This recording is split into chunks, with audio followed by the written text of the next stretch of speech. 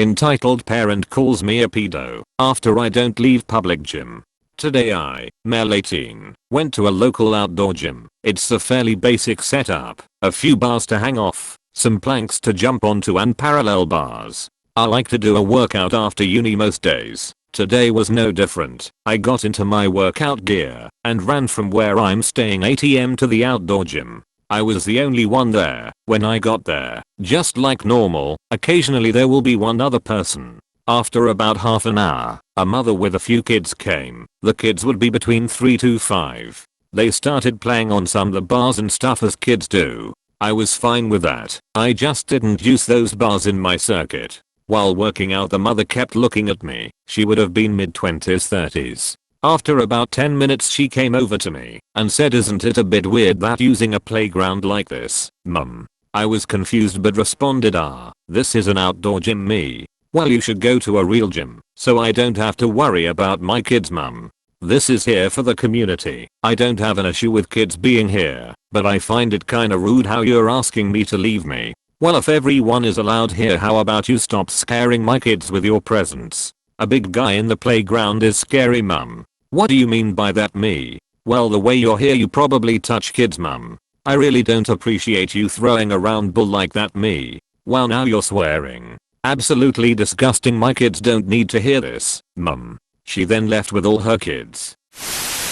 Entitled parent destroys funeral and entitled brat tries to steal anxiety toy. Oh boy, here we go again. Psy people really are super stupid, aren't they? Anyway, you all know the drill. EP equals entitled parent, BKN equals bratty kid, ME equals who do you think? And the rest I'll say in the story. This story is long, by the way, and sad plus upsetting. So this happened today while I was at a funeral for my auntie's mother, one of my grandmothers, at least I think so. She had just passed away, and we went to the church, did the funeral service, and buried her. I never knew her, but I was already upset. I had to leave Martin at home. Like I said in a previous story, Martin goes everywhere with me because of my nerves, but my mom, even though she knows my condition, thought that having a dog around would be confusing. We also didn't know if anyone was allergic to dogs, so we go, leaving him home. I bring along my plushie of a stuffed animal. I've had it since I was a baby and it helped. During the service I could see Ep staring at me and was confused. I didn't know who MA, the initials for my auntie's mother, was, so I was playing a small game on my phone, because if I didn't, I'd be messing around with everything like a little kid. I turned away after a while, but could still feel her staring at me. After we buried MA, we went back to the church, some people in tears, and others just not coming back at all. We stand in a line to get our food before my auntie, let's call her AA, as in, awesome aunt, saw us and waved us to the front. This is where the trouble begins. Ep stopped me from going up. I was behind my parents and started talking to me. "Ep, what do you think you're doing?" I didn't respond at first, only holding my plushie closer. I may have not said this before, but I hate physical confrontations. They scare the hell out of me and sometimes leave me with nothing to say or just stuttering something up. "Ep, excuse me, I'm talking to you." "Me," AAS said. "Ep, scoffs, you look nothing like AA. Get to the back of the line. Everyone is trying to get food here." This was a problem, as since I was passive aggressive, I was just going to do as she said. But something just took over me and I snapped back out. "Me, you are, no. I meant not going to do that, ma'am. I wanted to grow a backbone in life, I guess." I shoved her hand off of me and started walking to my mom and AA, who saw the whole thing. "AA, Ep, don't stop my niece again, please. Let her do what she wants." Ep scoffs again. "If I do that, then my precious son won't eat anything and he needs food." Back was staring at me intensely, like I had just stolen something of his. While AA and Ep were arguing, I had just realized something precious of mine's had been stolen. Me, my dog.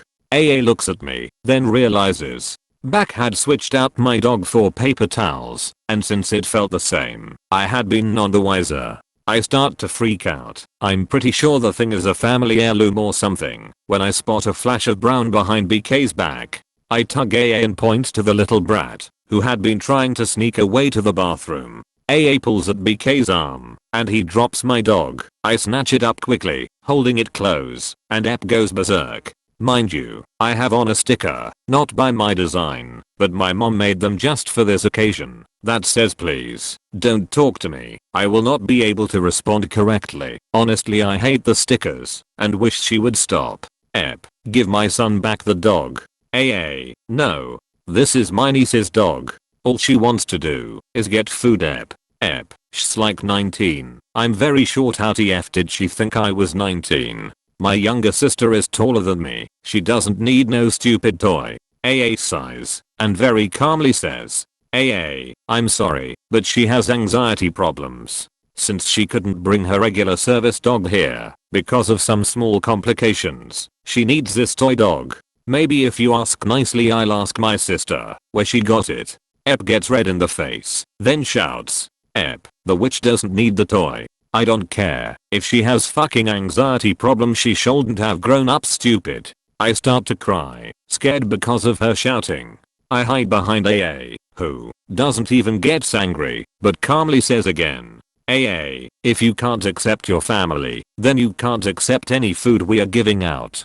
Please leave, and never come back. Ep literally growls, grabs back, and drags her out. We thought we saw the last of her, and my AA helped me out, and got me some food. When half the family was gone, after like an hour or 3, we get a call from the funeral home, who was still burying MA. When I said burying up above, I meant we said a few prayers, put a few flowers on the casket, and left, as they don't allow the family to be there, cause some people are crazy, and will try to jump in the hole, to be with their dead loved one. They sound frantic and upset, yelling about how a crazy lady and her husband attacked them while they was lowering the casket, causing the casket to slam to the ground and open, causing MA's body to roll out onto the dirt. We all rushed out there, only to be greeted by the cops, and a gruesome sight. Ep had done something totally uncalled for. After making MA's body fall out of her casket, she decided to vandalize the casket, and then ran over MA's body twice. Then she drove off. Before we got there, I was, and still am, traumatized. MA's head was twisted around, and AA nearly fainted when we saw the sight. I hid my youngest sister's eyes from the sight as they called the police. They haven't found Eppen back yet, but I severely hope they do, because until then, they'll be cursed by MA's spirit for the rest of their lives for disturbing her body from its soon-to-be peaceful state. Update: we just got a call from our family and we never imagined that Ep was this horrible. Apparently they had been getting calls from their bank saying that someone was using MA's bank account. At first they thought that it was a slight mistake, thinking that because they live in a small town like they do, something might have gotten messed up. That was not the case. They went to the bank with the police, and everyone was confused, wondering how all the money was disappearing from the vault. MA had a life insurance of almost $1 million which went into her vault, and now, 22,000 of it was missing. They checked everyone's cards, and when the money started disappearing, while everyone was in the bank, they discovered that MA, a long time ago, had given Ep access to her bank account, because Ep had been in financial trouble, and almost lost her house and her kids. MA never changed the password or anything, leaving Ep to do what they wanted. The family decided to freeze the account, and found out Ep had transferred half of that to her account, and that after she did what she did to MA, went out and went shopping. Yeah, you read it right. This bitch decided to go shopping, after doing what she did.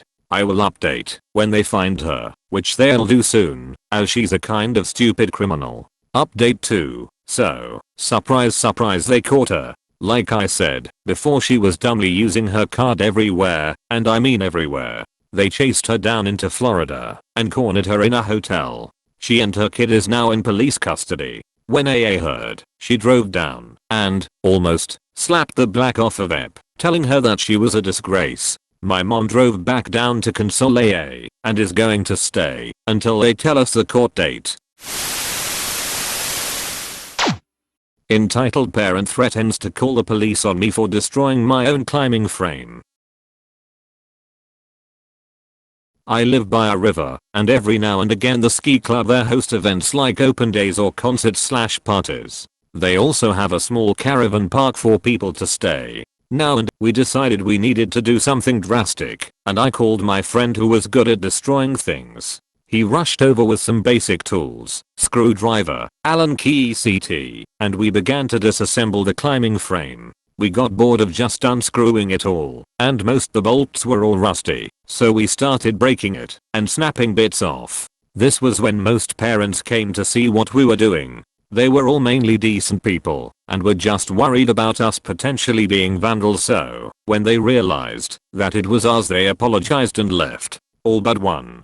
Enter entitled mum. I'm English and that's how we spell mom. Although I thought M's were more of an American thing, I was surprised to see how much she resembled a classic M. That trademark haircut, annoying grainy voice, and yes, she was entitled. M. Entitled mum F. Epic, but overly sarcastic. Friend me, Stone Cold Steve Austin millimeters. My mum, absolutely awesome person, and I'm not afraid to say I love you for how you dealt with M. M. Clutching her son. Excuse me, what are you vandals doing? F. Dismantling our climbing frame. If it isn't a problem to you? M. Are you criminals trying to say you own this climbing frame that belongs to the ski club? I escort her to the sign saying private property. Me. See, it's ours. She couldn't easily humbly say sorry and accept she was wrong, so she continues to pick a fight. M. Well, why have you just ruined my child's fun? Child couldn't care less, and all the other children's fun. Me. Because they are distracting us, and it's private property and you should have thought about that before bringing your child to a beer festival. M. Well, you should fix it before I call the police on you. F. I'm